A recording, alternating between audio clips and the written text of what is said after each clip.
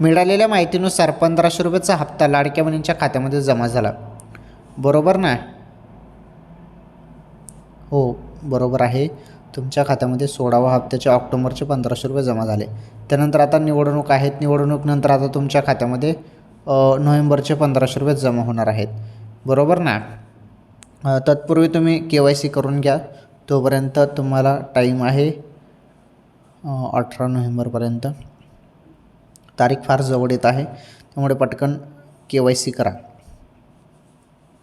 KYC नाही केली ना तर हप्ता तुमचा बंद होऊ शकतो, त्यामुळे KYC पटकन करून घ्या बहिणींनो. ओके, KYCबद्दल आवाहन करण्यात आलं आहे की KYC करा म्हणून लाडक्या बहिणींनो.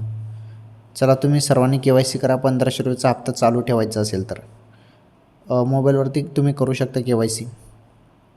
लाडकीबहीण.महाराष्ट्र.gov.in ही वेबसाईट आहे.